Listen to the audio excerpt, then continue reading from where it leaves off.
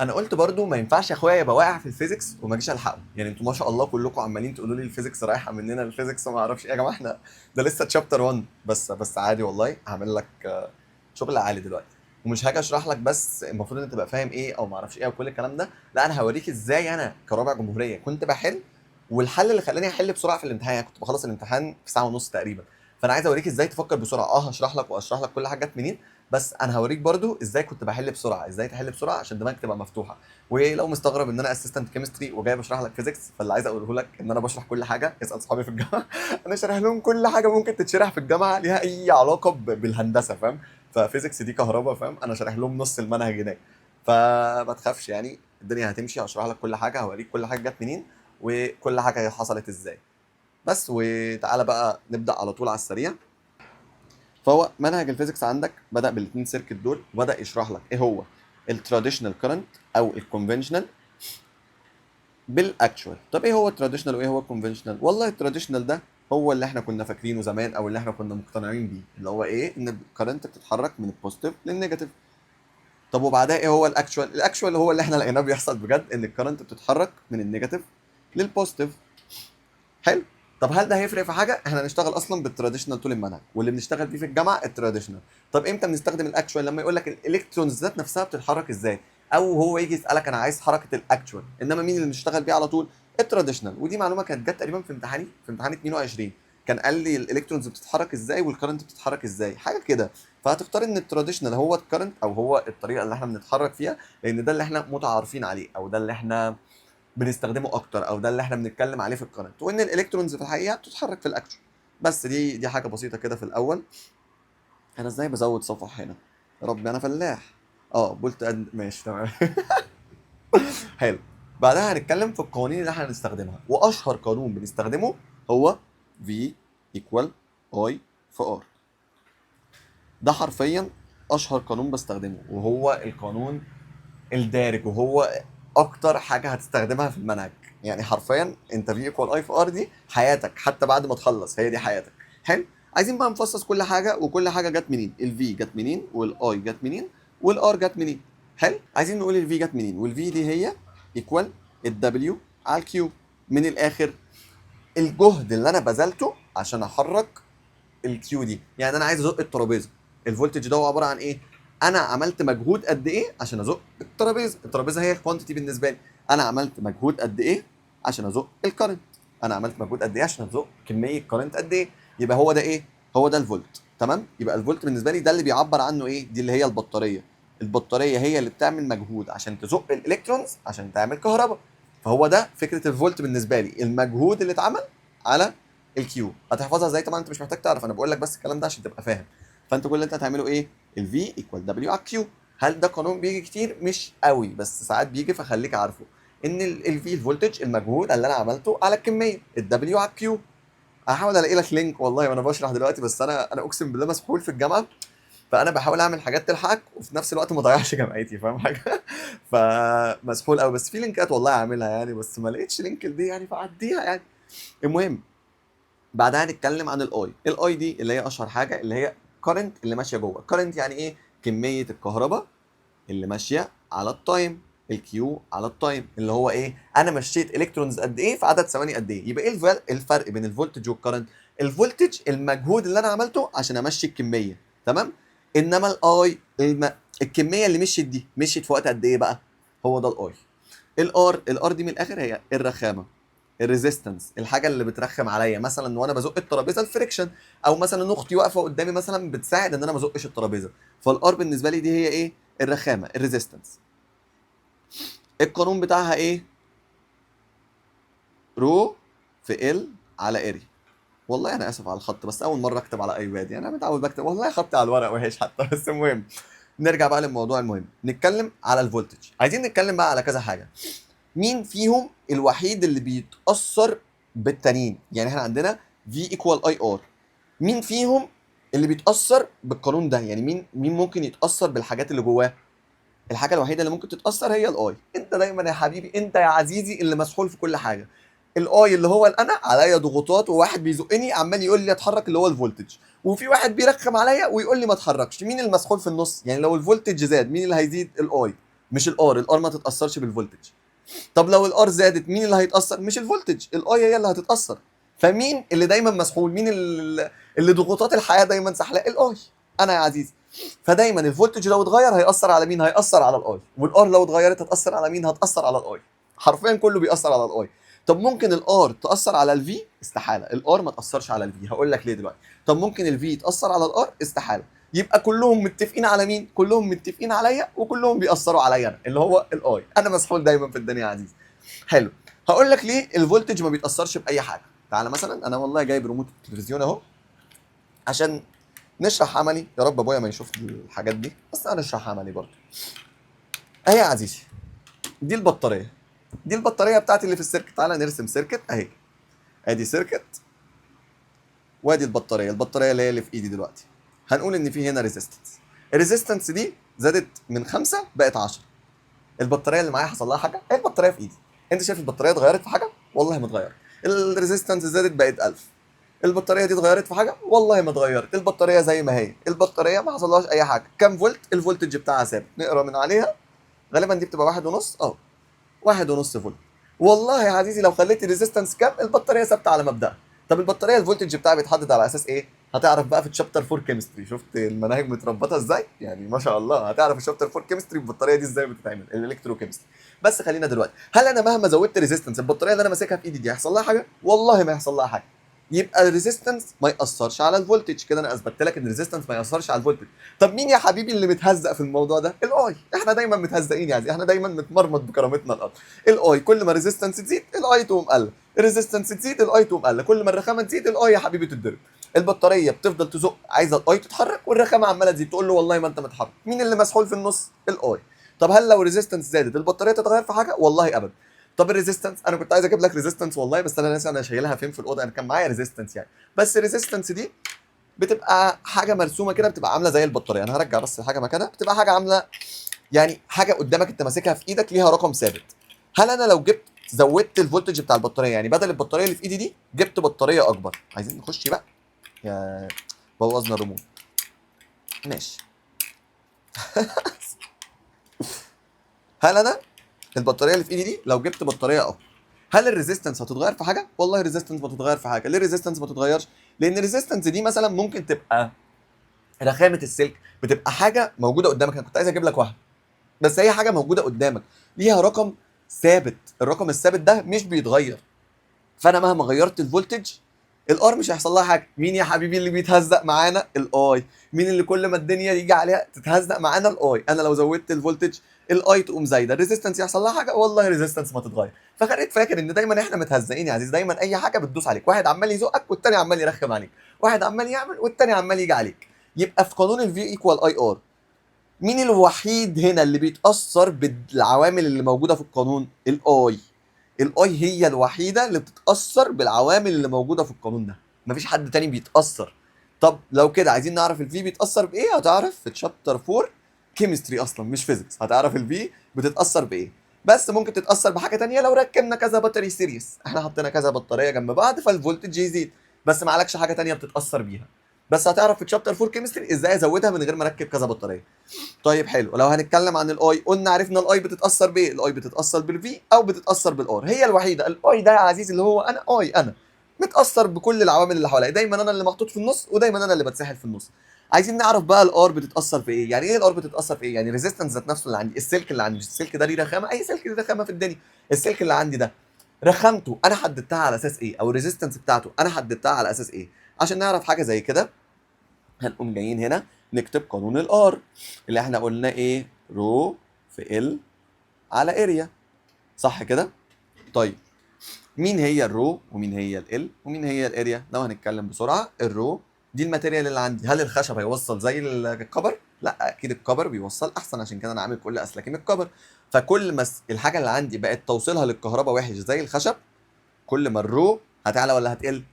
الرو هتعلى، عشان الرو دي هنا هي الرخامه اللي بتعبر عن الرخامه. عكس الرو هو الكوندكتيفيتي. ساعتها الكبر يبقى اعلى في الكوندكتيفيتي، فاهم قصدي؟ والوود يبقى اقل في الكوندكتيفيتي. انما الرو دي الرخامه. فالكبر عنده رو قليله، عنده رخامه قليله. الوود عنده رو عاليه. تمام؟ يبقى ده كده بالنسبه للرو. بالنسبه للال، ال كل ما الطول انت عندك دلوقتي طريق طويل، الطريق الطويل طبعا هيبقى على قلبك رخم اكتر من الطريق القصير. نفس الموضوع للكرنت يا حبيبي، الكرنت اللي هي الاي دي هي انا، هي بتتعامل زيي بالظبط. انا لو قدامي طريق طويل هشوفه رخم، ريزيستنس بتاعته عاليه. طب لو قدامي طريق قصير هشوفه عادي، ريزيستنس قليله.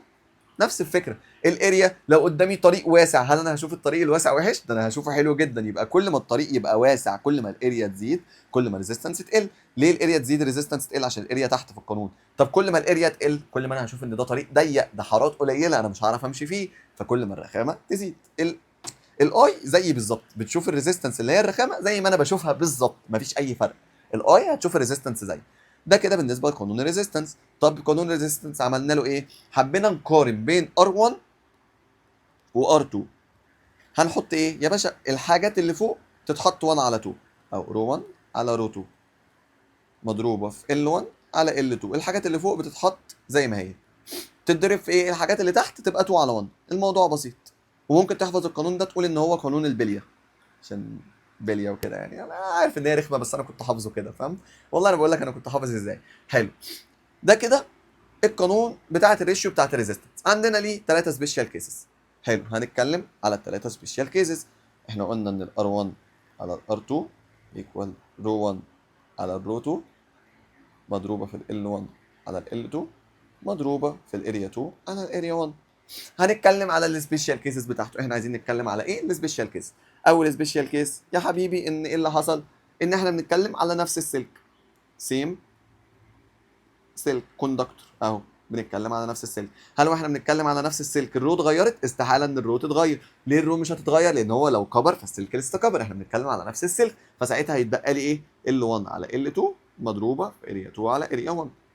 هشطب مين؟ هشطب الرو مع الرو.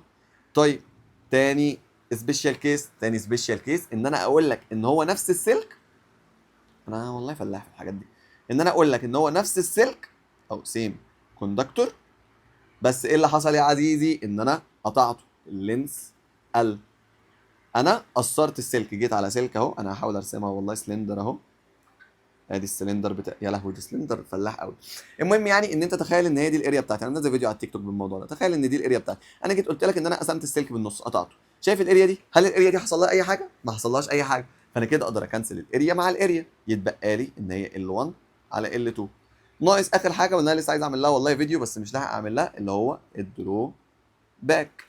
او ان انا السلك اللي عندي اخدته شكلته من اول وجديد. يعني هو كان سلندر، انا عارف اخدته مطيته كده. عارف لما يبقى سلندر اقوم واخده مطيته. هسالك سؤال، الماس بتاعه اتغير لو انت جبت صلصال والصلصال ده اخدته مطيته؟ الماس هيتغير؟ وزنه هيتغير؟ لو انا جيت وزنته هيتغير؟ لا، الماس ثابت. طب ما طالما الماس ثابت مين تاني ثابت؟ الفوليوم، عشان الدنسيتي ما اتغيرتش فالفوليوم بتاعه ثابت. فانا اقدر اقول ان طالما الفوليوم ثابت ان كده احنا عندنا ريليشن جديده. الفوليوم هو عباره عن ايه؟ ايكوال، تعالى ننزل تحت شويه.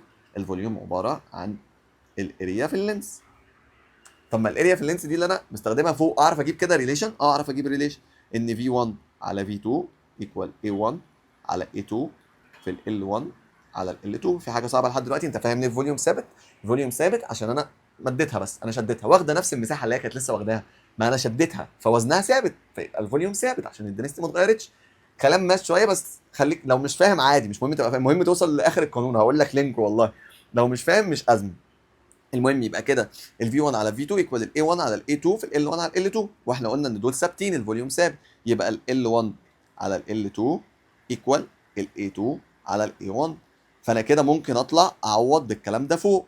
فيبقى الدروباك قانونه ايه؟ الدروباك قانونه انا لو عوضت مكان ال L1 على ال L2 بال A2 على ال A1 يبقى A2 على ال A1 سكوير. او ممكن اعمل العكس، اعوض بالناحيه الثانيه فيبقى L1 على L2 سكوير. او ممكن ان انا L1 على ال L2 في ال A2 على ال A1 عادي. هي بس الريزستيفيتي هي اللي ثابته. ليه ثابته؟ عشان انا اخدت نفس السلك غيرت، فالريزستيفيتي هي اللي ثابته. فيبقى استخدم قانون من الاثنين دول، او القانون العادي L1 على L2 في ال A2 على ال A1. بس هو اكيد طالما قال لك دروباك يبقى مش هيديك معلومه من دول، هيخليك تستخدم واحده من دول. حلو. ازاي افتكر كل واحده فيهم؟ سيم كوندكتور دي اسهل واحده، رو. فخلاص هشطب الرو بس عشان هو نفس السلك. طب لما انا اقطع السلك اهو هيقول لك قط او اي حاجه بمعنى ان انا قطعت السلك. لو انا قطعت السلك اعرف منين ان انا هستخدم القانون ده؟ يا باشا انت لما بتروح تقص شعرك هل هو بيقل في الفوليوم؟ بيقل في اي حاجه؟ هو بيقل طوله بس، انت بتروح تقصره.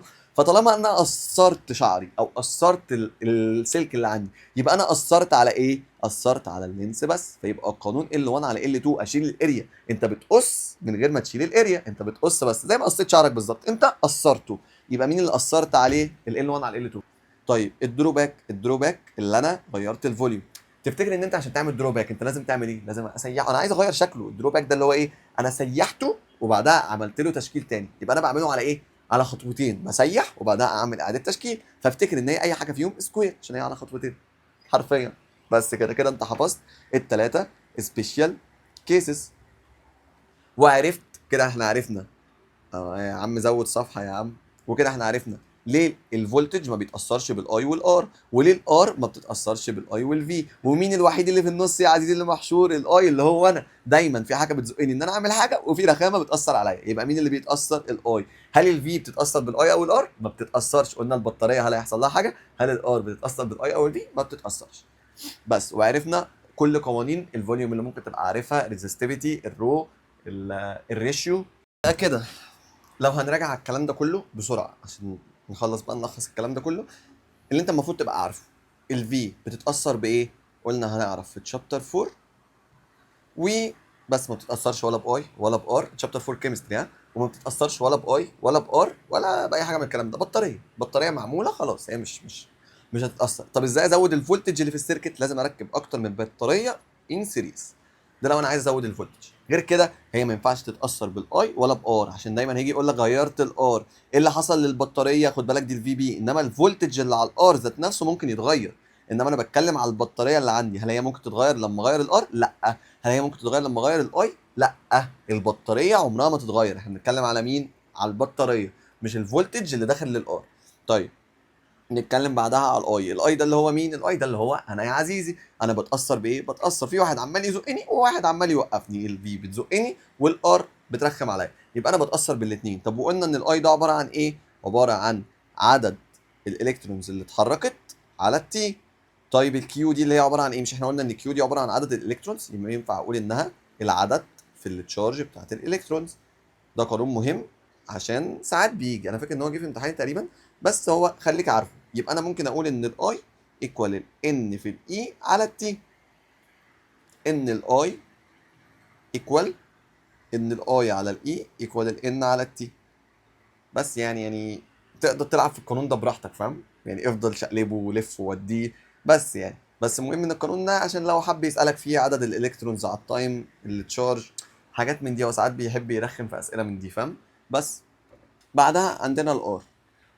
الار بتتاثر بايه؟ قلنا ان القانون بتاعها رو والال والاريا. مع مين دايركت ومع مين اندايركت؟ مع الرو دايركت، عشان قلنا ان الرو دي الرخامه بتاعت الماتيريال. مع ال دايركت. الوحيده اللي اندايركت معاها اللي بكتبها 2 على 1 هي الاريا. كل ما الشارع يوسع كل ما يبقى احسن بالنسبه لي. الار دي نفس الرخامه بالنسبه لي في الحياه بتاعتي، فاهم؟ حلو. مين الحاجه الزياده اللي مش موجوده ومش محطوطه في القانون؟ التمبريتشر. طب هتفتكر التمبريتشر ازاي؟ معلش والله الاستيكه دي. هتفتكر التمبريتشر ازاي؟ التمبريتشر يا لهوي. التمبريتشر زي الموبايل لما بيشحن بسرعه ولا بالراحه؟ بيشحن بالراحه. طيب ولما الموبايل بيبقى ساقع او الدنيا الجو بيبقى حلو، الموبايل بيشحن بسرعه ولا بالراحه؟ بيشحن بسرعه.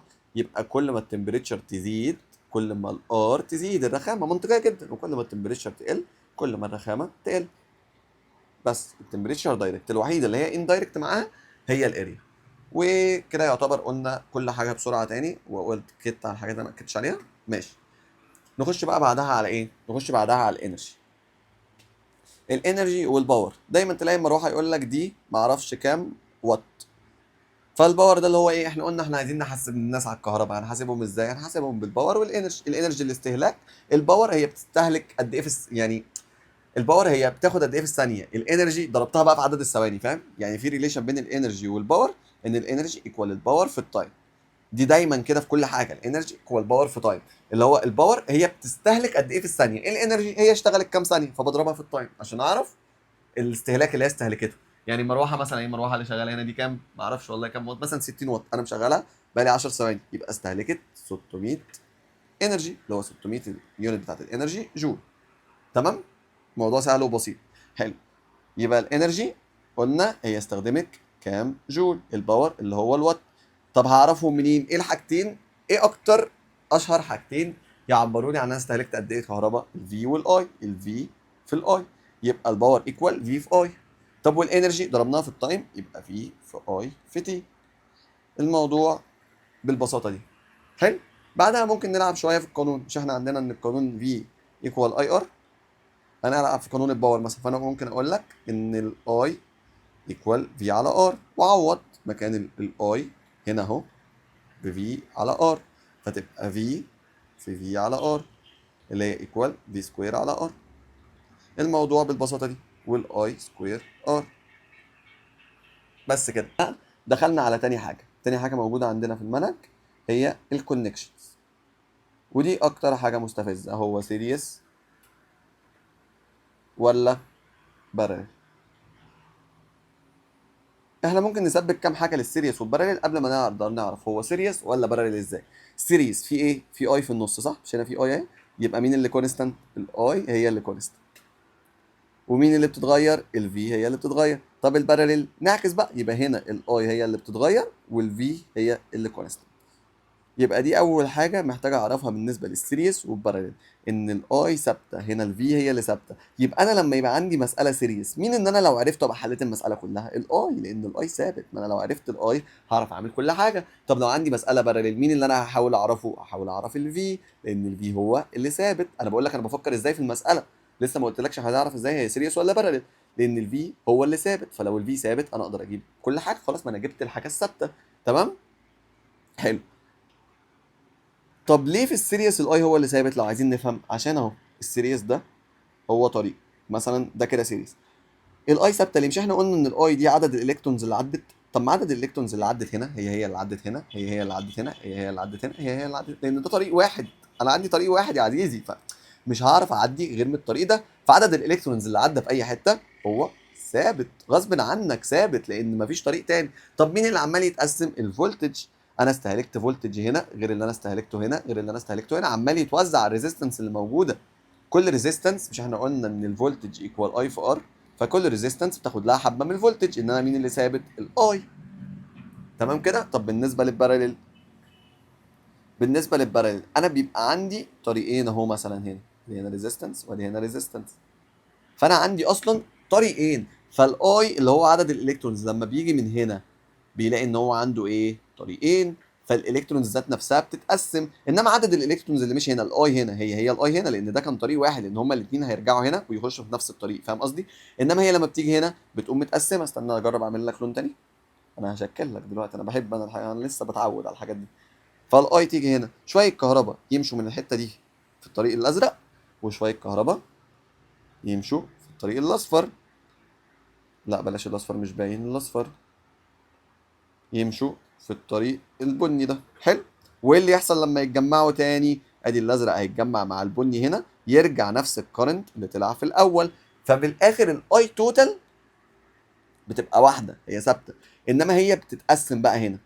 فعشان اجيب اللي اتقسم، اه يا لهوي، فعشان اجيب اللي اتقسم هنا، طبيعي ان الطريق، انا الاي دي زيي بتختار نفس اللي انا هختاره. لو انا عندي طريق زحمه وطريق فاضي، طريق فيه رخامه عاليه، هنا الار كبيره وهنا الار صغيره، اني الناحيه اللي يروح فيها اي اكتر، يبقى دي الناحيه اللي يروح فيها اي اكتر، لان انا بختار الطريق اللي فيه رخامه اقل.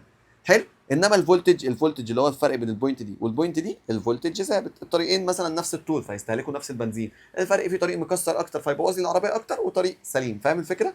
بس فهو دي فكره الفولتج بيبقى ثابت في الباراليل، انما الاي هي اللي بتتغير، هي اللي بتتقسم. فكده اتكلمنا عن الكونكشنز. فيبقى لو هو مثلا عايز، نرجع للاحمر، هو عايز الباور في حاجه سيريس، ايه القانون الاحسن اللي انا استخدمه؟ لو معايا والله الفي استخدم الفي في الاي على طول، ده لو معايا. طب في الاغلب هيبقى معايا ايه؟ في الاغلب هيبقى معايا الاي، والاي احنا قلنا ان هي ثابته. وعارف هيبقى معايا ايه كمان؟ هيبقى معايا الار. ساعتها ايه القانون الاسهل ان انا استخدمه؟ اي سكوير في ار. عارف ممكن تعمل ايه؟ ممكن تضرب الاي في الار فتجيب الفي، ومن الفي تقول ان هي في اي. عارف ده ايه؟ ده نفس القانون ده حرفيا، هي نفس الموضوع. بس ده بيسهل عليك وقت، انت هنا بتختصر وقت. بس هي دي الفكره.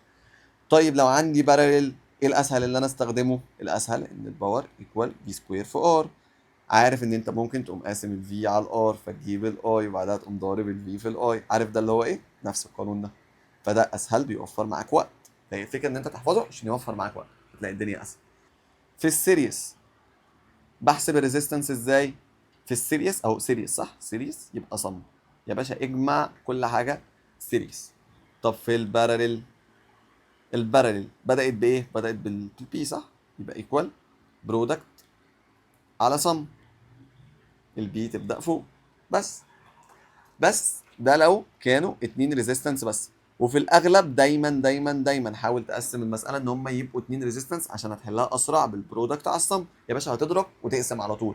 طب لو في اكتر من واحده بارلل، يعني عندي اهو 3 4 بارلل، هنقول يا باشا ان ده 6 وده 12 وده 4 وده 2 مثلا. عارف انا هقوم عامل ايه؟ هقوم واخد واحده واحده 2 2 6 في 12 على 12 على 6 على الكالكوليتور على طول. بعدها هطلع الرقم اللي هنا هيطلع باربعة، 4 في 4 على 4 بلس 4 هتطلع دي باتنين. بعدها اقوم واخد 2 في 2، فاهم يعني؟ حاسس ان انا سرعتها قوي. اعملها تاني. تمسح. والله يا ابني انا بحاول اقول لك انا كنت ازاي بحل بسرعه عشان تحل بسرعه برضه يعني، بس فتلاقيني بسرع. لو لقيتني سرعت مش هتعرف توقفني يعني، بس يبقى كمل الفيديو والله بالله عليك، انا راجل غلبان يعني برضه، يبقى حاول تفهم. حلو. عندنا ال 12 ال 6 ال 4 ال 2، هقوم عامل ايه؟ هاخد ال 12 مع ال 6، 12 في 6 على 6 بلس 12، هعملهم في الكالكوليتور على طول، هضربهم في بعض من غير ما اكتبها. انا لو كتبت انا بضيع وقت، لا انا هعملها في الكالكوليتور، انا بكتبها دلوقتي معاك عشان تشوف انا بعمل ايه. انما هعملهم في الكالكوليتور من غير ما اكتبها. دول هيطلعوا بكام؟ غالبا 4 يعني، يا رب ما اطلع غلط، لو طلعت غلط سامحني. حلو. وبعدها اقوم عامل ايه؟ مسحت دي في دماغي زي ما انا عملت المره اللي فاتت، انا بس بوريك انا بعمل ايه بالراحه، بس هنا مسحتها في دماغي من غير ما امسحها كده بجد. وشلتها وحطيت مكانها 4. 4 مع 4 اقوم عامل نفس الموضوع، تطلع ب2 امسحها. وبعدها اقوم كاتب هنا 2، نفس الموضوع امسحها. وهي تطلع ان هي بقت بكام؟ بقت ب1. فدي الطريقه اللي انا كنت بعملها عشان اعمل ايه؟ عشان اعمل بسرعه. طب لو عندي اكتر من ريزيستنس، هل في طريقه تانية ان انا اعمله؟ اه في طريقه تانية، بس انا بشوف ان الطريقه دي بتبقى بطيئه قوي. ان احنا زي ما كان عندنا 12 6 4 و2، هتقوم عامل 1 على 12 بلس 1 على 6 بلس 1 على 4 بلس 1 على 2، ده ايكوال 1 على ار ايكويفالنت. تعمل كده وبعدها تقوم مشقلب الرقم اللي هيطلع ده، هيطلع 1 على 2 ده. هيطلع 1، ايه ده؟ هيطلع 1 1 على 1. فتطلع ان هي 1 على 1، او مشقلب الرقم ده يعني تطلع لفوق تحت وطلع هنا مش هتفرق عشان هي 1، فتطلع بواحد الار ايكويفالنت. بس المهم تبقى فهمت يعني، فهمت ان انت ممكن تعمل كده. بس انا كنت بعملها ازاي؟ كنت بعملها بالطريقه التانيه عشان اسرع. وخد بالك دايما في الامتحان هيجيب لك حاجات شبه كده، الارقام المشهوره 12 و6 بتديني 4، كان في 6 و3 تقريبا بتديني 2. هيجيب لك الحاجات المشهوره فتعملها بعينك. انا عايزك تعملها بعينك، يعني انا عملت 12 ب 6 4 في عيني، بعدها 4 و4 2 في عيني، بعدها 2 و2 بواحد. دايما هتلاقيها عامله السيكونس ده. ده هيوفر معاك وقت قد ايه؟ ده هيوفر معاك بتاع دقيقه في الامتحان كامله. فخليك سمارت نوت هارد. طب هتعود ازاي على الحاجات دي او احفظ الارقام ازاي؟ يا باشا من كتر الحل وانت بتحل القط، انا هحاول اعملها اسرع، انا هحاول اعملها كذا. دي الطريقه اللي انا جمعتهم بيها، دي الطريقه اللي مخلياني فاكرهم لحد دلوقتي. بس هنحل مسائل ار ايكويفالنت، بس في الاخر هوريك انا كنت بحلها ازاي. بس في الاخر احنا دلوقتي بنتكلم عن كونكشنز، عندي دلوقتي انا بشرح الثيوريتيكال عشان تبقى فاهم الدنيا. بعدها عندنا الديفايسز. الموضوع سهل قوي. الاميتر كده كده لسه هتاخدهم في تشابتر 2 فيزيكس. والفولت ميتر. الاميتر ده بيقيس ايه؟ بيقيس اي. الاي اللي هو بيقيسها دي اي صح؟ مش هو بيقيس كارنت؟ الكارنت يبقى بيتركب سيريس، مش هو بيقيس اي؟ بيتركب سيريس والاس بتاعت الصم. بس لو تفتكر ان الاميتر بيتركب سيريس عشان السيريس فيها اي. الفولتميتر بيقيس فولتج. طب ناقص ايه كده؟ ناقص البارل. طالما ده بيتركب سيريس يبقى اكيد ده بيتركب بارلل. طب لو الفولتميتر اتركب سيريس هيبوظ لي السيركت كلها، لانه بيبقى عنده ريزيستنس عاليه جدا هتمنع الكرنت ان هي تعدي، فمش هيقيس حاجه. فالفولتميتر لو اتركب سيريس بيخرب الدنيا. تمام؟ ما ينفعش يتركب سيريس، لازم يتركب بارلل. الاي لازم يتركب سيريس. طب لو اتركب بارلل الريزيستنس بتاعته قليله جدا، هيعمل شورت سيركت. يعني بس ده لو هم معمولين بجد بحاجه كويسه قوي كده، يعني انت هتعرف الكلام ده في تشابتر 2 فيزيكس، يعني مش مهم تبقى عارف حته الشورت سيركت حاجه الجامعه دي. المهم ان انت تبقى عارف يعني هتتكهرب وتعمل حاجات كتيره في الجامعه، استنى بس الموضوع ده. المهم ان انت تبقى عارف ان ده بيتركب سيريس وده بيتركب بارلل. وانا مسحت اللي انا كتبته وتبا ان انا مش متعود على الموضوع ده. نخش بعدها على ايه؟ نخش بعدها على حاجه اسمها ريوستات. الريوستات دي فكرته بسيطه جدا، واول فكره ان انا احاول اعمل كنترول للسرعه اللي عندي. دلوقتي تخيل مثلا يا عزيزي ان انا عندي جهاز اهو، وعندي هنا ريزيستنس، ده الجهاز بتاعي. مش كل ما الاي اللي ماشيه في السيركت تزيد كل ما الجهاز بتاعي يشتغل اقوى؟ المروحه، مش المروحه سرعتها واحد واثنين وثلاثه؟ تفتكر هي بتعمل واحد واثنين وثلاثه ازاي؟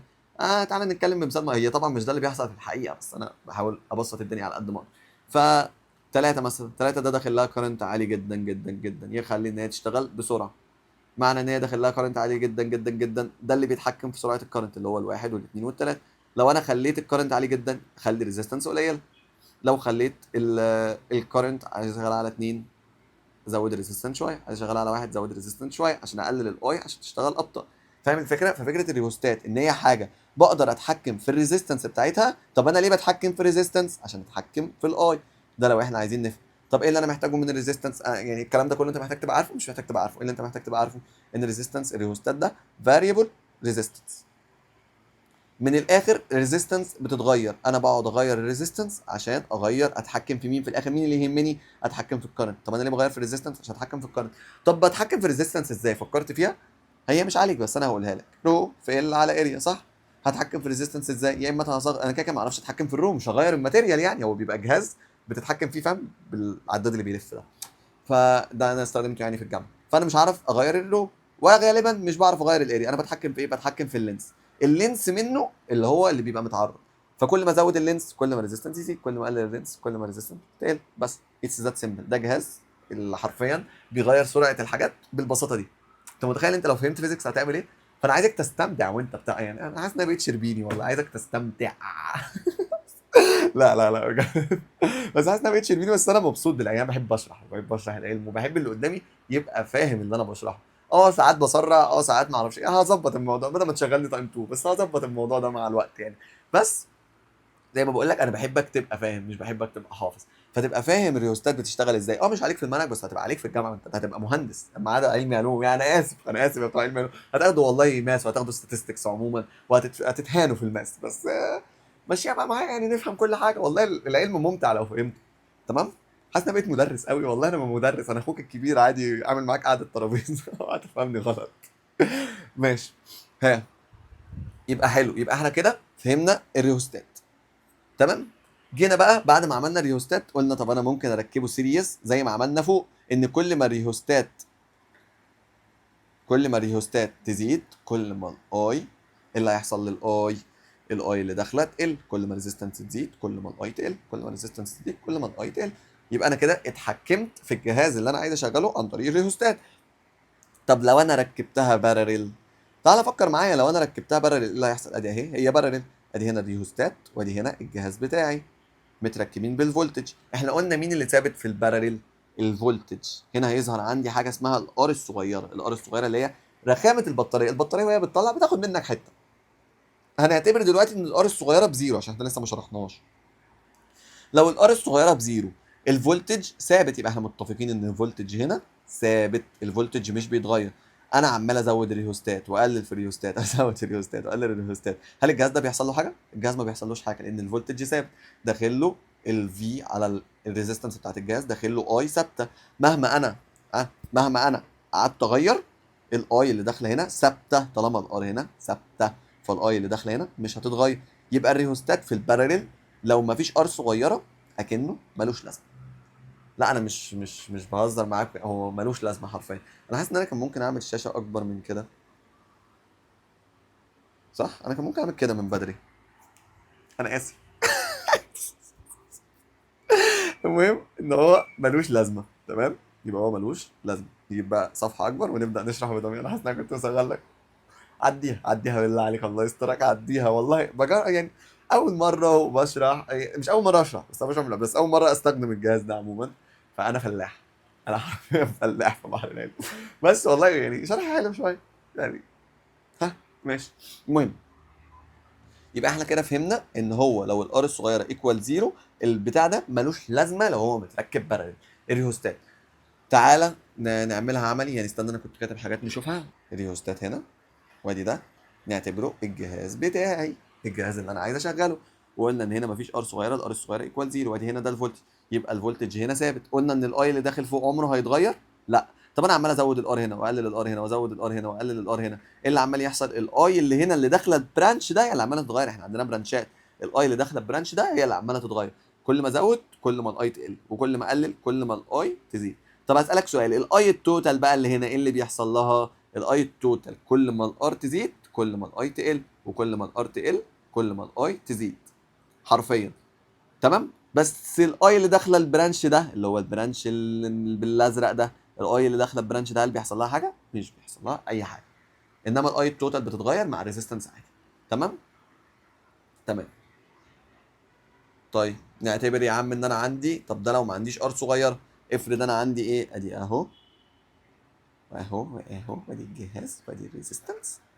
افرض انا عندي ار صغيره، ساعتها هيظهر قانون جديد، ما نخليها قدام يا عم، اعملها يا عم هعملها. ساعتها هيظهر عندي قانون جديد ان الار الصغيره مش ايكوال زيرو، وهو ايه؟ ان الفولتج اللي طالع ايكوال الفي بي ماينس الاي ار، الفولتج الباتري ماينس الاي ار. الاي دي اللي هي اني اي دي؟ الاي التوتال. تمام. ايه اللي يحصل لما ازود الريزيستنس بتاعت الريهوستات؟ الاي التوتال بتزيد، صح؟ الاي التوتال بتقل، لا مؤاخذه الاي التوتال بتقل، يبقى انا زودت ريزيستنس هنا، الاي التوتال هتقل. طب ايه اللي يحصل لما الاي التوتال تقل؟ مش في هنا ماينس تعكس السهم ده، مش الاي هنا هتقل وفي هنا ماينس تعكس السهم ده، فيبقى الفي هيزيد. وطالما الفي زاد، الفي اللي هنا هيزيد، يبقى الكرنت اللي داخل هنا هيزيد بالبساطه دي عشان الفي زاد. طب لو عكسنا، لو الار ايكويفالنت قلت، ايه اللي هيحصل؟ الاي، خلينا نعكس بالازرق، ايه اللي هيحصل لو الار ايكويفالنت قلت؟ الاي هتزيد، ولما الاي تزيد في ماينس تعكس يبقى الفي تقل، ساعتها الاي تقل. اخدت بالك ان اللي بقى بيحصل العكس؟ لما كان متركب سيريس كان الار ايكويفالنت كل ما تزيد كل ما الاي تقل، ده لما كانوا ايه؟ لما كانوا سيريس. بس هنا حصل العكس، لما بقوا متركبين بارلل كل ما تزيد كل ما الاي تزيد، وكل ما تقل كل ما الاي تقل. الار ايكويفالنت بالنسبه لي بقت بالعكس، ده بيبقى ليها استخدام تاني يعني. بس المهم تبقى فهمت الدنيا ماشيه ازاي. حلو. حلو. يبقى انا كل اللي انا محتاج اعرفه ايه في ريوستات؟ انا هشتغل على ريوستات ازاي بقى؟ خلينا نتكلم انا هشتغل ازاي لما تجيلي مساله ريوستات. كل اللي انا هعمله ايه؟ هشوف الاول هو سيريس ولا بارل. لو سيريس هشتغل على الاي عشان الاي هي الكونستانت، فكل ما الار تزيد كل ما الاي تقل وخلصت الموضوع بسيط. لو سيريس. لو بارلل هضطر اشتغل على الفولتج عشان الفولتج هو الكونستانت، وهشوف الفولتج ايه اللي حصل له، زاد ولا قل. لما الفولتج بيزيد الاي بتزيد، ولما الفولتج بيقل الاي بتقل. وهستخدم قانون الفي بي ايكوال في، لا الفي ايكوال في بي ماينس اي ار. ده القانون اللي انا هستخدمه دايما عشان انا دي الفي اللي انا مهتم بيها. الموضوع بالبساطه دي. تمام. تمام. هنتكلم بعدها ازاي انا بحسب الار ايكويفالنت. انا عايز اقول لك ازاي انا بحسبها عموما. تخيل عندنا مسألة طويلة عريضة بيبقوا داخلين في بعض بقى كتير، ودي هنا في ريزيستنس تانية، ودي هنا نعمل بارلل جوه بارلل اهو، وفي الاخر اتوصل. حلو. انا ازاي هشتغل على مسألة زي دي ار ايكويفالنت، ان انا احسب الار ايكويفالنت؟ احنا قلنا البارلل بنحسبه ازاي والسيريز بنحسبه ازاي، دول حاجات كتيرة جوه بعض. انا هقوم ماشي مع الخط اهو، انا ماشي معاه. حلو. حلو. البتاع هنا اتقسمت، الاي اتقسمت لواحده فوق وواحده تحت، احنا متفقين ان هي اتقسمت. خلاص طالما شلت القلم يبقى دول اتقسموا، يبقى همشي الخط ده اهو، مشيته لحد الاخر لحد ما رجعت للبوينت دي. يبقى لحد ما اوصل للبوينت دي من تحت، او انا مشيت لحد اخر البوينت اللي هي النود تاني، يبقى لحد ما اوصل للبوينت دي من تحت كل ده بارلل مع بعض. همشي بقى تحت تاني، ادي دي حاجه خبطت فيها صح، بعدها اتقسمت تاني، همشي فوق، يبقى اول ما اوصل من تحت هنا كل ده بارلل مع بعض، فوصلت لحد هنا. يبقى الاثنين دول قفلوا مع بعض، بدأوا من هنا وقفلوا من هنا، يبقى دول ايه؟ دول بارلل. هحسبهم مع بعض مثلا يبقوا 6 و3، فدول يطلعوا 2. 6 في 3 على 6 بلس 3. حلو. هسألك سؤال بقى، انا عشان اوصل من عند الريزيستنس دي لحد الريزيستنس دي، هل انا شلت القلم؟ هل شلت القلم عشان كان في نقطة ممكن اشيل فيها القلم؟ كان ممكن اطلع فوق وتحت، هل كان في تفرع؟ ما كانش فيه، انا فضلت ماشي بالقلم. يبقى دول ايه؟ دول سيريس مع بعض اللي هي دي ودول كلهم اللي هم طلعوا بكام؟ ب 2. يبقى دي مثلا لو ب 4 هعمل 2 بلس 4 يطلع لي اللي تحت ب 6. نفس الموضوع فوق. هل انا عشان امشي سوري، ممكن ارجع؟ رجعني ماشي. هل انا عشان امشي هنا عديت على الاثنين ريزيستنس دول، هل انا شلت القلم؟ ما شلتش القلم، يبقى الاثنين دول كانوا سيريس. قول مثلا 4 و2 يطلعوا بكام؟ ب 6. هعملهم بلس عشان هم كانوا سيريس، بس اشيلهم واحط مكانهم واحده. كده انا متبقي لي كام تحت؟ 6، ومتبقي لي كام فوق؟ 6. وصلت لحد نفس النقطه، يبقى 6 تايمز 6 على 6 بلس 6 تطلع ب 3. يبقى فاهم الفكره؟ انا بمشي بالقلم، او انا هقول لك انا بعمل ايه بالظبط. انا بمشي بالقلم. لو عديت على 2 ريزيستنس من غير ما اشيل القلم، من غير ما يبقى في نقطه تجبرني ان انا اتفصل لفوق ولتحت، يبقى دول سيريس. طب لو عديت على نقطه بتخليني اتجبر ان انا يمشي فوق يا تحت، هفضل ماشي مع فوق اخلص اللي فوق، وافضل ماشي مع اللي تحت اخلص اللي تحت، لحد ما الاثنين يتقابلوا. اول ما يتقابلوا اقول ان كل ده بارلل مع كل ده. دي فكره السيريز او بارلل بكل بساطه. عارف ان انا قلتها بسرعه، بس زي ما قلت لك دي ديفيجن، احل معاك مسائل كده كده. بس هقول لك انا بحل ازاي وبعمل، بس انا مهم عندي تبقى مجمع الطريقه دي شويه. حلو. هيظهر عندنا بقى حاجه اسمها شورت سيركت.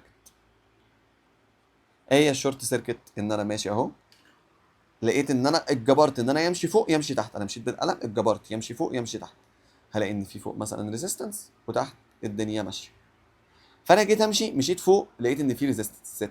جيت امشي تحت لقيت ان مفيش ريزيستنس خالص، السلك فاضي. طب انا تخيل معايا، انا بقول لك ان انت هتمشي في طريق هتلاقي فيه 6 مطبات، ولقيت طريق بقول لك انت مش هتلاقي فيه ولا مطب. كل الكرنت يمشوا بالطريق اللي تحت الفاضي. هنا دي بقى فكره الشورت سيركت، ان هو بيبقى طريق فاضي. ده اللي بيعمل ايه؟ بيعمل حاجه اسمها قفله. تلاقي ان البتاع اللي بره الفيوز ضرب. ليه عمل قفله؟ بقى في شورت سيركت. كل الكهرباء اللي ماشيه في السلك اختارت انها تمشي من سلك واحد، فالسلك ده بيبقى هيتحرق خلاص. هي دي فكره الشورت سيركت، ان طريق فاضي، فالطريق ما فيهوش رقابه، ما فيهوش ضباط، ما فيهوش ضابط مرور. تلاقي الناس كلها ماشيه على ايه؟ 220 يا باشا وطير. هو ده اللي بيحصل هنا. سلك فاضي ما فيهوش اي حاجه، فتلاقي ان الكرنت كلها ماشيه وبتطير. تمام. انا تعبت. طيب، في طريقه تانية عشان احل بيها السيريس والبارل، اللي هي البوينت ميثود. هسألك سؤال بقى، انا امتى بستخدم البوينت ميثود؟ انا دايما كنت بحل بالطريقه اللي فوق عشان اسرع. امتى كنت بستخدم البوينت ميثود؟ لما الاقي ان في قدامي مساله معقده، مساله جزمه، مش فالح معاها خالص ان انا اعملها بالقلم وان انا اخش امشي. مثلا مساله زي اللي جت في امتحان السنه اللي فاتت، اللي هي كده. انا عايزك بقى تعمل ايه؟ تبقى ذكي، تحفظ يا باشا الشكل ده. كانت جت ازاي؟ بتخش ريزيستنس هنا وتلاقي ان هي اتقسمت على هنا، نزلت في النص، ودي في ريزيستنس هنا، ودي في ريزيستنس هنا اهو. انا عايزك تعمل ايه بقى في الشكل ده؟ تحفظه. تحفظه. الشكل ده لو جالك يا باشا، انت لو حافظه الثلاثه دول بارلل، خلاص انا حليت المساله، خلصت. ممكن يزود لك بقى، ممكن يقوم جاي حاطط لك ريزيستنس هنا ويجيب لك سلك، فاهم؟ ممكن يزود، بس انت حافظ الشكل ده. تمام. طيب، لو انا مش حافظه هعمل ايه في الامتحان يا باشا؟ هتقوم جاي عامل البوينت ميثود. البوينت ميثود بتقول لك ايه؟ هنعملها بالازرق. ان كل السلك اهو، ان هنا انا بدات من عند الباتل 1 1 1 1، طول ما عدتش على ريزيستنس انا ماشي ب 1. يبقى هنا ده كام؟ 1 لحد هنا. هنا ده هيبقى 2 صح؟ بس هنا ده لسه ايه؟ ده لسه 1، لان انا هنا لسه ما عدتش على ريزيستنس. 1 1 1 1 1. هنا عديت على ريزيستنس، هنا 2. تمام. تفضل ماشي 2 2 2 2 2. دخلت هنا 2، وهنا من 1 ل 2. حلو. وتقوم كاتب من 1 ل 2. عديت على كام ريزيستنس؟ من 1 ل 2 نطيت هنا ريزيستنس، يبقى دي هنا ار. من 1 ل 2 نطيت هنا ريزيستنس ثانيه، ادي هنا ار. من 1 ل 2 نطيت هنا ريزيستنس ثالثه، دي هنا ار. فتبقى عرفت ان هم كلهم بارلل. بس ايه اللي احسن لك في الامتحان يا باشا؟ ان انا حافظ الشكل ده. انا لو حافظه خلصت انا حليت الامتحان في ثانيه، فاهم؟ بس فده كان احسن. حلو. يبقى انا امتى استخدم البوينت ميثود؟ لو لقيت ان انا مش عارف احل بالطريقه الاولى، لان الطريقه الاولى اسرع. لقيت ان انا مش عارف احل بيها، لقيت ان انا خلاص دماغي قفلت، استخدم البوينت ميثود وابدا اعمل كده. كل سلك بياخد ارقام، وكده كده هتلاقي المدرس بتاعك شرح لك الكلام ده. انا بس عامل الريفيجن دي عشان اشرح لك طريقه تفكير ازاي تحل بسرعه، فاهم؟ بعدها هنا وصلنا للاومز لو، للكلوزد سيركت، وده اللي احنا قلناه قبل كده. ان هو ايه؟ ان الفي ايكوال في بي. ايه يا لهوي، الفي بي إيه صح، ما انا كنت صح. معلش والله. الفي ايكوال في بي ماينس اي في ار. ده قانون ايه؟ اومز لو فور كلوزد سيركت. قلنا ان بدأ يظهر الار الصغيره اللي هي الرخام. الموضوع بسيط، الفي ايكوال في بي ماينس اي ار. طب دي اني في اللي احنا بنتكلم عليها؟ ادي دي مثلا سيركت، هنا ريزيستنس، ادي هنا الفي بي. تخيل ان انا هنا عندي فولتج. حلو. الفولتج ده اللي هو، نرجع تاني، الفولتج ده هو اللي في بي ماينس اي في ار. ده لو امتى؟ لو هي عندها ار صغير. طب لو الار صغيره ايكوال زيرو، الفولتج بيبقى هو الفي بي. طب الفولتج ده اللي هو اسمه ايه؟ الفي تيرمينال. ايه فكره الفي تيرمينال؟ الفي تيرمينال اللي هو الفولتج اللي خارج للحاجات دي. طب هسألك سؤال، عارف الفولتج اللي داخل الريزيستنس دي ايكوال كام؟ ايكوال الفي تيرمينال، ايكوال الفولتج دي.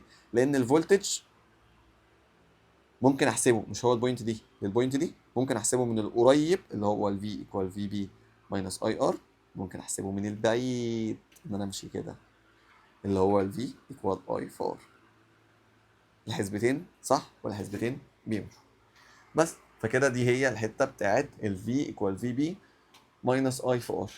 هروح بقى نرجع ونكمل. وقفنا عند التيرمينال اللي هنا. حلو، لو عايزين نكمل على الحته دي، يبقى احنا وصلنا ان الفي ايكوال الفي بي ماينس الاي ار. وقلنا ان الفي دي الفولتج اللي خارجه من التيرمينال، اللي خارجه بتتوزع.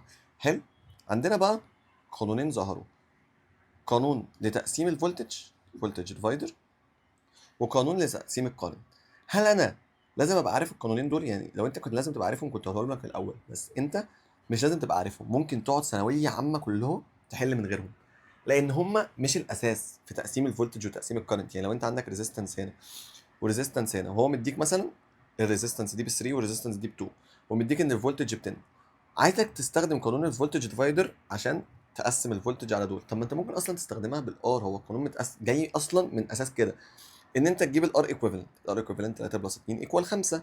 بعد ما تجيب الخمسه يبقى الاي التوتال 10 على 5 ب 2. بعدها تضرب الاثنين في 3 يبقى هنا 6، وتضرب الاثنين في 2 يبقى هنا الفولتج 6 وهنا الفولتج 4. يبقى زي ما قلت لك في الفولتج ديفايدر احنا بنستغل ان الاي هي الكونستانت، في الكرنت ديفايدر بنستغل ان الفولتج هو الكونستانت. بس لو حابب تعرف القوانين، فبالنسبه للفولتج ديفايدر هي بتبقى الار اللي انا عايز اجيبها. يعني مثلا لو هنا هنسمي دي ار 1 ودي ار 2. الار اللي انا عايز اجيبها، لو انا عايز اجيب ار 2 مثلا، يبقى هحط ار 2 فوق الار اللي انا عايز اجيبها فوق، وتحت ار 1 بلس ار 2. ده قانون الفولتج ديفايدر. بنضربهم في ايه؟ بنضربهم في الفولتج ريشيو من الاخر. طب بالنسبه للكرنت، هي لو كرنت هتبقى الرسمه كده، ادي الباتري، اتنين ريزيستنس، ادي هنا ار1 وادي هنا ار2. ممكن زي ما قلت لك نعملها بالفولتج، بس لو انت عايز تعرف قانون الكرنت ديفايدر، انا عايز اجيب الريزيستنس الاي اللي ماشيه في الار2، تمام. الاي بقى عكس الفولتج. هنا كنت بحط الاي الار اللي انا عايز اجيبها، لا هنا انا هحط ايه؟ انا عايز اجيب الفولتج اللي في ار2، الكرنت اللي في ار2، يبقى احط ار1 على ار1 بلس ار2. هنا بحط اللي انا مش عايزها، ده الاي اللي ماشيه في ايه؟ في ار2. خد بالك هنا بحط عكس اللي انا عايزه. الموضوع بهذه البساطه. طب ايه الاسهل؟ الاسهل ان انا من الفولتج اقسم الفولتج على ار2. يعني اجيب الفولتج التيرمينال، اقسم الفولتج على ار2 ابقى جبت الاي في الار2، واقسم الفولتج على ار1 ابقى جبت الاي في الار1. طب انا ليه هنا بحط العكس؟ عشان الكرنت بتمشي اكتر في اللي فيها ار قليله، فلازم اعكس الريشيو. لازم احط الار الكبيره هي يعني لو الار2 هي القليله والار1 هي الكبيره، لو انا جيت اجيب الكرنت في الار2، لو انا حطيت القليله فوق هيجيب لي الكرنت قليل تحت. لا انا عايز الكرنت العالي فوق، فعشان كده احط الار1 هي اللي فوق. والعكس لو انا بحط عايز اجيب الاي في الار1، يعني لو عايز اجيب الاي هنا في الار1 اهو باللزق، الار1 هي العاليه زي ما احنا قلنا. طب ما انا لو حطيت الار1 فوق كده هيديني اي عاليه، لا انا عايز الاي القليله هي اللي فوق، فبحط مين؟ احط الار2 هي اللي فوق. هي بالفكره دي. مش محتاج تحفظ كل ده، مش محتاج تبقى عارف كل ده. المهم ان انت تبقى عارف ان الفولتج بحط اللي انا عايزها فوق، اللي انا عايز اجيبها فوق. الكرنت بحط اللي انا مش عايزها هي اللي فوق. يعني لو عايز ار2 لا هحط 1. فاهم؟ بس بالبساطه دي. اه كده قلنا قانون الفولتج ديفايدر والكرنت ديفايدر اللي انت مش لازم تبقى عارفهم. حلو. في شويه برسنتج كده لو حبيت تجيبهم. اول حاجه مثلا برسنتج الفي دروب. المهم يعني ان انت تبقى عارف، زي ما دي هجيبها الصراحه هاخدها من ابو الابطال بما اني شغال مع الدكتور ناصر. توب التوب التوب التوب. هنقول ايه؟ برسنتج اي حاجه هي الحاجه ذات نفسها على التوتال تايمز 100. بس بالبساطه دي يبقى انا لو عايز فولتج دروب يبقى الفي دروب على الفي بي، مش الباتري هي التوتال، على الفي بي تايمز 100 بالبساطه دي. طب الفي دروب ده غالبا بيبقى ايه؟ غالبا بيبقى اي ار، الفي اللي انا خسرته. تمام. لو عايز برسنتج الفي افشنسي، انا عايز اعرف هي افيشنت قد ايه، يبقى انا عايز اعرف ايه الفي تيرمينال اللي طلعت على الفي بي تايمز 100. الفي بي دي هي التوتال، دي التيرمينال. تمام. فبالبساطه دي ان انا بحط في الحاجه على في توتال تايمز 100، دي الحاجه على التوتال تايمز 100. عايز ايه تاني مثلا؟ وفي تيرمينال دي هي الاي ار ايكويفالنت، يعني ممكن اقول ان هي الاي ار ايكويفالنت. الموضوع بهذه البساطه. طيب لو انا عايز العب في القانون ده شويه، ما يعني الفي تيرمينال، مش الفي تيرمينال دي هي الاي ار ايكويفالنت، والفي بي دي هي الفي ماينس الفي بي. كنا قلنا ان الفي، او قلنا ان الفي ايكوال في بي ماينس اي ار، صح؟ طب انا ممكن اجيب الفي بي تبقى الفي بلس اي ار، صح كده؟ ايكوال في بي، وديتها بس الناحيه التانيه بعكس الساين. هقوم قايل ايه؟ هقوم قايل ان تحت الفي بي اللي هي في بلس اي ار، واحنا قلنا ان الفي هي الاي ار ايكويفالنت، وهشطب الايات كلها مع بعض، يتبقى لي الار ايكويفالنت على، هنا دي ار صغيره، على الار ايكويفالنت بلس ار.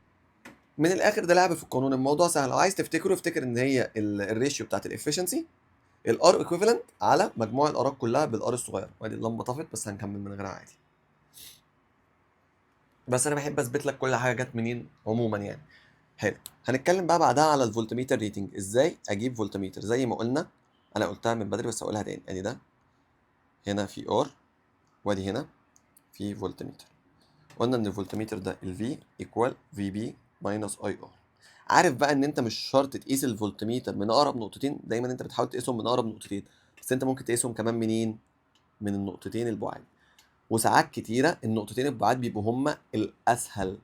فخلي دايما في تفكيرك، يعني دي معلومه تخليها في تفكيرك، ان مش شرط الفي من اقرب نقطتين، ممكن اقيسهم من النقطتين البعاد لو هي كانت حاجه زي كده، حاجه سهله. النقطتين البعاد سهلين ان انا اجيبهم، هي اي في ار على طول. فخلي دايما في تفكيرك ان انا ممكن ابص في النقطتين اللي ورا بس. يبقى ادي ده كده بالنسبه للفي. طيب لو هنتكلم، لو هنا الار دي ريهوستات، اللي هي اللي قلنا ان هي بتعمل ايه؟ فاريبل ريزيستنس. ايه اللي هيحصل بقى لو عليت الار؟ لو علينا الار ايه اللي يحصل بالنسبه للاي؟ الاي هتقل، فالاي تقل. لما الاي تقل إيه اللي يحصل للفي؟ الفي تزيد. تمام. الموضوع بالبساطه دي. لو جينا عند القانون التاني ان الفي ايكوال اي ار، مش هقدر احدد من قانون الفي ايكوال اي ار ايه اللي حصل، لان هلاقي ان الاي قلت والار زادت. بس اقول لك على حاجه، في الاغلب دايما الار بتكسب، يعني خلي دي حاجه انت عارفها، ان لو الار زادت الفي زاد. بس انا عندي الاثنين حصل، الار غالبا بتكسب بس انا عندي الاثنين حصلت، فالاسلم ان انا اعمل ايه؟ اروح اشوف بالنسبه للطريق التاني. فاهم قصدي؟ يعني هو لو كان بيقول لك ايه اللي هيحصل للفي اللي عند الار، ما الفي اللي عند الار هي التيرمينال فولتج، فانا ممكن اشوفها من هنا ساعتها. فاهم؟ لازم يبقى عندك دايما خطه بديله، ان لو الار هي اللي هنا فانا هشوف الفي دي تعبر عن ايه تاني، فهي تعبر عن الفي بي ماينس الاي في ار. الخطه البديله ان انا امشي الطريق العكس. فاهم؟ دايما خليه، يعني مثلا لو كان عندي، ممكن تبقى الرسمه كده اهو، ودي هنا ده الفولتج ودي هنا ده الار مثلا. لازم يبقى عندي دايما ايه؟ خطه بديله. لو ده الار فهو عايز الفولتج عند الار اللي هو ايكوال اي في ار، يقول لك الفولتج حصل له في ايه لما زود الار. انت ممكن تعملها ان الار دايما زاد فالفولتج يزيد، دي بتمشي بالحب، ساعات كتيره بتمشي. بس الاسلم ان انا اعمل ايه؟ اروح يا باشا اشوف كده الفولتج ده متوصل بايه تاني، متوصل بالحته دي اللي هو ايه؟ في ايكوال في بي ماينس اي ار. يبقى دايما خلي في دماغك، او هنعملها بالازرق، ان انا ممكن امشي الطريق البعيد. دي لازم تبقى محطوطه في دماغك. تمام. تمام.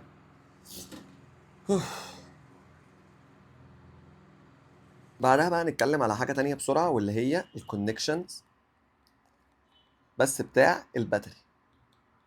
الباتري ذات نفسها ممكن تتحط بطريقتين، ممكن تتحط سيريس وممكن تتحط بارلل. دي الباتري ذات نفسها يا سيريس يا بارلل. حلو. ايه اللي هيحصل لو حطيتها سيريس يا باشا؟ لو سيريس، لو هما في السيم دايركشن، هعمل ايه؟ دايما السيريس بيقول لك اعمل سم، سيريس سم، اعملهم بلس. طب لو هما بارلل، مش هعرف اعمل اي حاجه بالنسبه لمين، بالنسبه لاوم. ساعتها هضطر اروح على حاجه اسمها كيرشوف، اللي انا مش عارف انتوا ليه كلكم بتكرهوه رغم ان هو بالنسبه لي اسهل من اوم اصلا. بس المهم لو هم سيم دايركشن هعمل لهم سم، طب لو هم اوبوزيت دايركشن هعملهم ماينس. بس الموضوع بالبساطه دي، واكيد الكبير هو اللي هعمله ماينس الصغير. فيبقى القانون بالبساطه دي. طيب بالنسبه لقانون الفي بي اللي تشارجنج بقى، لو هي باتري تشارجنج، يعني لو هي في الحته الماينس، لو هم اوبوزيت دايركشن، اللي في العكس يعني اللي بتبقى بالماينس، اللي بيبقى جنبها الماينس اللي هي الصغيره دي، بيبقى بيحصل لها تشارجنج، وساعتها الفي تيرمينال بتاعتها ايكوال في بي بلس اي ار. طب ليه ساعتها عملنا بلس اي ار؟ لان ساعتها الفي بي دي بتبقى كونسيوم، والاي ار هي كمان بتبقى كونسيومد، هي بتستهلك الفي بي وبتستهلك الاي ار. طب بالنسبه للباتري اللي مديه الطاقه، اللي بتعمل طاقه ديليفر، لا بتبقى الفي بتاعتها عاديه، في بي ماينس اي ار. يبقى تفتكر ان هي لو تشارج بجمع البلس ساعتها. تمام. دي كده قوانين برضو بسرعه، انا بقول الحاجات بسرعه يعني عشان بعدها في الحل الموضوع هيبان اكتر. بعدها نخش على مين؟ نخش على كيرشوف. كيرشوف ده اللي انتوا كلكم متضايقين منه، انا مش عارف انتوا ليه كلكم متضايقين منه رغم ان هو عمل قانونين. القانونين يعتبروا سهلين، الكي سي ال والكي في ال. الكي سي ال ده سهل قوي، بيقول لك ايه؟ عند كل نقطه اللي دخل قد اللي خرج.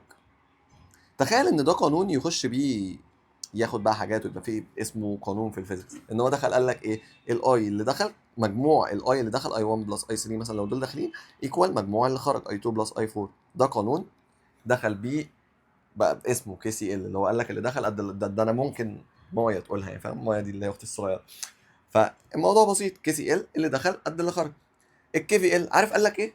اللي انتوا شايفينه صعب وكل الكلام ده، لو عندك سيركت ريزيستنس، قال لك والله ادي النقطه دي اهي، لو انا لفيت سيركت كامله حوالين النقطه دي ورجعت لها تاني، مجموع الفولتج اللي انا عديت عليه ايكوال زيرو. ده القانون التاني، عشان انت رجعت لنفس النقطه، قال لك طالما لفيت ورجعت لنفس النقطه مجموع الفولتج بزيرو. طب دي حاجه بديهيه يعني، دي حاجه بديهيه. الفكره كلها ايه؟ تطبيق كي سي ال دايما سهل يا باشا. بتروح على النود وتشوف كام واحده داخله، او لو دول داخلين مثلا ودول خارجين، تروح على النوت تشوف كام واحده داخله وكام واحده خارجه وتساويهم ببعض. مين اللي تطبيقه صعب؟ الكي في ال. بس الكي في ال مش صعب قوي زي ما انت فاكر، هو تطبيقه مش صعب قوي. تطبيقه هيبقى عامل ازاي؟ هي فكرته كلها ايه؟ فكرته كلها تبقى عارف ان انت هتستخدم كي في ال، وتبقى عارف هتستخدمه ازاي. مثلا بتبقى الرسومات عامله كده، بيبقى مثلا، وبيبقى فيه بقى بطاريات كتيره، بيبقى فيه اي حاجه، بس أنا المهم عندي تبقى فاهم الشكل ده. انت عندك هنا كام كي في ال تقدر تعملها؟ ده الموضوع اللي انت لازم تبقى عارفه. انت عندك ادي واحده هنا تقدر تعمل كي في ال هنا، تقدر تعمل كي في ال هنا، وتقدر تعمل كي في ال هنا، ادي 3 كي في ال. بس كده؟ لا، انت تقدر تعمل كي في ال بين ده وده بس. يبقى ادي كده دي الرابعه، لو هو تمشي كده، تعالى نعملها بلون احمر، تمشي كده كده كده كده كده كده كده كده كده. يبقى دي كده واحده رابعه. طب ايه الخامسه؟ ان انت تقدر بدل ما مشيت مع ده، لا تمشي مع ده، دي الخامسه. طب في واحده كمان، في واحده كمان ان انت تمشي الاثنين دول بس مع بعض، ادي كده السته. طب عندك واحده كمان، عندك السبعه، انت تمشي الطريق ده كله. فانت المهم ان انت تبقى عارف ان انت عندك كي في ال كتيره، تقدر تاخد كل واحده لوحدها. يبقى نعملها ازاي؟ هما ثلاث حاجات تقدر تاخدهم. تقدر تاخد كل واحده لوحدها، دول هيدوك، لو هما ثلاثه هيدوك ثلاثه، فاهم؟ وتقدر تاخد كل اتنين جنب بعض مع بعض، ده في كي في ال برضه تقدر تاخد كل اتنين جنب بعض مع بعض. تالتة تقدر تاخد التلاتة كلهم في لفة واحدة. دي اللي بلاقي ناس كتيرة مش عارفاها في كي في ال. طب انا هختار ازاي؟ انا هاخد انهي واحدة؟ هتختار اللي عندك فيها معلومات اكتر، اللي عندك فيها جيفنز اكتر. يعني انا بستغرب قوي لما الاقي واحد مثلا، تعالى هنا معايا يا باشا الاي اللي ماشيه هنا، ومعاه الاي اللي ماشيه هنا، ومعاه الاي اللي ماشيه هنا، ومعاه الاي اللي ماشيه هنا، ويعمل كي في ال فين؟ يقوم عامل كي في ال هنا. طب ما انت معكش الاي دي، يعني دي الوحيده اللي مش معاك، تقوم عامل كي في ال هنا، ما تاخد الكي في ال الكبير، وتقوم جايب الار والريزيستنس وكل الحاجات دي. فانت هتعمل كي في ال على اساس ايه؟ على اساس المعلومات اللي معاك. السيركت اللي فيها معلومات اكتر هي دي اللي انا هعمل فيها كي في ال، وكده انت تعتبر خلصت كي في ال. طبعا هيوضح في المسائل اكتر، بس هي دي المعلومه اكتر. طيب امتى استخدم كي في ال؟ في الاغلب بتستخدم كي في ال لما تلاقي باتريز بارلل. طب هل دي الطريقه الوحيده اللي بستخدم فيها كي في ال؟ لا يا باشا، انت اي سيركت ممكن تستخدم فيها كي في ال. وكي في ال انا ساعات بشوفها اسهل، لما نطبق معاك هوريك هي ليه اسهل. بس انا ساعات بشوفها سهله، وساعات بشوف تطبيقها سهل وان انت تعملها سهل. فلو حابب كي في ال استخدم كي في ال على طول، حابب اومز استخدم اومز اكتر. بس انا بقول لك ان لما يبقى في باتريز بارلل لازم تستخدم كي في ال، ساعتها ما لهاش حل باوم. اوم جه هنا وعيد. تمام. وفي طريقه سهله عشان تحدد الباتريز تشارجنج ولا مش تشارجنج. يعني انا قلت لك الصغيره في الاغلب بتبقى تشارجنج، بس في طريقه تانية الاضمن والاسهل. لو الكرنت ماشي كده تبقى هي تشارج، الكرنت كده طالع منها. طب لو الكرنت داخل لها، لو الكرنت ماشي كده اللي هو داخل ناحيتها، يبقى ده كده يتشارج يعني. برضو دي معلومه شايفها بديهيه، الموضوع سهل لحد دلوقتي، مفيش حاجه صعبه. اخر حاجه وحاجه برضو سهله واتقالت والموضوع برضو يعتبر سهل، ان الباور ديليفرد ايكوال الباور كونسيومد. ودي حاجه منطقيه جدا، لان مفيش الطاقه، انت قانون اينشتاين ولا كان قانون من نيوتن الاول، الطاقه لا تستخدم ولا تستخرج من فراغ، لازم الباور ديليفرد يبقى ايكوال باور كونسيومد. الطاقه مش هتروح في حته، الطاقه كده كده دايما موجوده. بس تمام. اخر حاجه، في حاجه اسمها زيرو كارنت ان برانش، ودي بتبقى اشكال بتتحفظ يا باشا. اي شكل تلاقي ان فيه تحسوا ان هم اهو، اي شكل تحس ان ايه اهو كده. ايه ده؟ ايه انا هرسم لك واحده تانية احسن طبعا. ادي ده ريزيستنس، دي ريزيستنس، دي ريزيستنس، ودي ريزيستنس. اي شكل تحس ان انت خلاص كنت هتاخد اهو، يا لهوي ده انت محظوظ، فاهم ان هتاخد الاتنين دول اهو. انت شايف ان ده بارلل مع ده وخلاص هتاخدهم، تلاقي في ايه، في خازوق جالك في النص عمل لك كده. الخازوق اللي في النص ده في الاغلب بيبقى زيرو كارنت ان برانش. لازم له شرط واحد. ايه الشرط الواحد؟ ان ده على ده بيساوي ده على ده. ان اهو لو دول R1 R2 R3 R4، ان R1 على R3 ايكوال R2 على R4. او ممكن تقول ان ده على ده ايكوال ده على ده، هي ان R1 على R2 ايكوال R3 على R4. اعملها باي طريقه، المهم ان انت يا تمشي بالطول يا تمشي بالعرض. ما ينفعش تيجي تقول لي R1 على R4، لا انت يا تمشي بالطول يا تمشي بالعرض. لو لقيت ان دول ايكوال هتقول ان اللي في النص ده زيرو. طب لو ما لقيتهمش ايكوال ساعتها هتضطر تستخدم كي سي ال، وهوريك في الحل ازاي هنستخدمه في حاجه زي كده، والموضوع هيبقى بسيط مش صعب. بس اخر حاجه الجرافس. وهقول لك على حاجه سهله في الجرافس تعملها دايما. لما تلاقي جراف اقسم الواي، اقسم الواي اكسس على الاكس اكسس. دايما دايما دايما اعمل كده، اقسم الواي على الاكس. هيقول لك الجراف ده السلوب بتاعه ايه. او هو اي جراف مثلا هيجي يقول لك ان هنا ده الفي وهنا ده الاي، يبقى انا لو قسمت في على اي ده هيديني ايه؟ ده هيديني الار. يبقى السلوب بيعبر عن الار. السلوب ده اللي هو ايه؟ السلوب عشان انا عارف ان في ناس علمي علوم، السلوب دي هي الانجل اللي هنا. فكل ما الانجل دي تزيد كل ما معنى كده ان السلوب زاد. يعني لو انا بقارن من ده وده، يبقى كده 2 عنده ريزيستنس اعلى من 1، يعني R2 اكبر من R1. طب انا عرفت منين ان ده V وده I؟ يبقى ال V على ال I بيديني ال R، وال V على ال I ده بيعبر عن ايه؟ بيعبر عن السلوب. فكل ما السلوب الانجل دي تكبر، يعني لو رسمت خط كده ده كده ايه؟ كده الانجل دي صغيره، ده نايم على الارض. يعني كل ما يطلع لفوق كل ما تبقى السلوب اكبر، وكل ما ينزل لتحت كل ما يبقى السلوب اقل. حاجه منطقيه بس. فكل ما الخط يبقى مايل اكتر لفوق، او ده مايل اكتر لفوق، كل ما السلوب يبقى اعلى. السلوب ده اللي هو عباره عن ايه؟ الواي على الاكس. يعني هو ممكن يجي يعمل لك ايه؟ ممكن يجي يعمل لك يعكسها، يخلي ده الاي وده الفي. ساعتها الاسلوب هيبقى عباره عن ايه؟ الاي على الفي. ايه هي الاي على الفي؟ ان هي 1 على ار.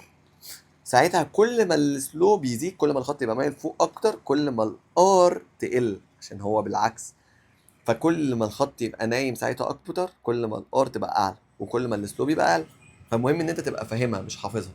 تمام. في الاخر بقى تعالى نعمل ريكاب سريع كده على كل حاجه. انا ازاي هحل مساله تشابتر 1 تقف قدامي؟ يبقى اي مساله تشابتر 1 تقف قدامي، اول حاجه انا هفكر فيها في كام بطاريه في المساله. في اكتر من بطاريه؟ طيب هما سيريز ولا هما بارل؟ انا دلوقتي بكلمك في طريقه التفكير. الكلام ده كله عايزك تبقى بتعمله بسرعه. لو بارل يبقى والله ما قداميش غير كيرش، ساعتها هضطر اعمل كيرش. طب لو في اكتر من بطاريه سيريز او بطاريه واحده، ساعتها اقوم مستخدم مين؟ هستخدم اومز لو. ودايما استخدم اومز لو في الحاله دي، لان اسرع واحسن لك في امتحان ثانويه عامه. كيرشوف يعرف يحلهم، كيرشوف كده كده يعرف يحلهم، بس اومز لو اسهل واسرع، واحنا الوقت بيهمنا في امتحان ثانوي عام. حلو. بعد ما اشوف كده، طب لو هي اومز لو هبص على حاجه كمان، هل هو بيسال في ناحيه الريهوستات ولا هو بيسال على ار ايكويفالنت عاديه؟ لو بيسال على الريهوستات غالبا هتبقى مساله برموز، اللي هو هشتغل ان الفي زادت فالاي قلت فما اعرفش ايه كل الكلام ده، وساعتها خليك عارف ان الفي بي ثابته، ومين الحاجه اللي بيلعب عليها دايما؟ الار الصغيره. الار الصغيره دي اهم حاجه في المساله دي، بوجودها بيغير كل حاجه، فلو هي موجوده لازم اهتم بيها وابقى عارف هي هتاثر ازاي على الاي. تاني حاجه لازم ابقى عارف فكره الكونكشن اللي احنا قلنا عليها، ان الفولتج، ان اهو لو دي بطاريه وادي دي الار، وهو مثلا حاطط فولتج هنا، ان الفولتج مش شرط اقيسه من الناحيه القريبه، ممكن امشي الطريق من الناحيه البعيده، وساعتها الفولتج ده ال V equal IR او ال V equal VB minus IR، لان هي طالما متوصله من هنا لهنا اكنها متوصله من هنا لهنا. يبقى دي الحاجه المهمه في معلومه الريهوستات، وغالبا ده كده كده سؤال اكيد جاي، المهم ان انت تبقى عارف الموضوع ده وتعرف تعمل اللي احنا بنعمله ده. الار ايكويفالنت يبقى ساعتها هنخش في حته سيريس وبارلل. هحل سيريس وبارلل ازاي؟ زي ما قلت لك، هشوف هل هو السلك الكهرباء ذات نفسها ليها حته بتتقسم عليها، ولا عديت في نفس السلك على اتنين. لو مش هشيل قلمي وعديت قبل ما اشيل قلمي على اتنين ريزيستنس، يبقى ساعتها ده سيريس هعملهم صم. طيب لو لا اتقسمت وبعدها رجعوا تاني، القلم اتفك وبعدها رجعوا للنقطه تاني، يبقى كل ده بارلل مع كل ده، كله خدت بالك من كله، وكل برانش بشتغل عليه لوحده، وكل برانش بعمل له سمبليفيكيشن لحد ما يبقى ريزيستنس واحده لوحده. تمام؟ ده اللي هيخليك تعرف تحل السيريس او بارلل، لازم تحلهم بسرعه. طيب حاجه كمان في السيريس او بارلل لازم اخد بالي من الشكل ده، الشكل ده مهم قوي وخطير، اللي هو تحسه اهو كده كده كده كده، تحسه خلاص يعني انت بارلل، انتوا دول بارلل مع دول خلاص، بس يقوم ايه اللي حاصل؟ يجي لك خازوق في النص كده، الخازوق اللي في النص ده بوظ لي كل حاجه، ولا خلى دول بارلل مع دول، ولا خلى، بوظ لي كل حاجه، ولا حتى دي بارلل مع دي، بوظ كل حاجه، جه في النص. عارف لو ده كان سلك فاضي كنت اقول لك دي بارلل اهو، لو ده كان سلك فاضي ما كانش فيه دي كنت اقول لك دي بارلل مع دي ودي بارلل مع دي.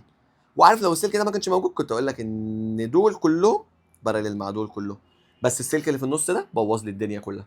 فساعتها بستخدم قانون اللي هو كان اسمه ايه، ان في current no current in branch، ان انا بعمل R1 اللي هي دي على دي المفروض تساوي دي على دي. طب لو مش قد بعض ساعتها خلاص هستخدم كيرشوف، مش هعرف اعمل حاجه تانية غير كيرشوف، يبقى دي حاجه تانية من حالات الكيرشوف. تمام؟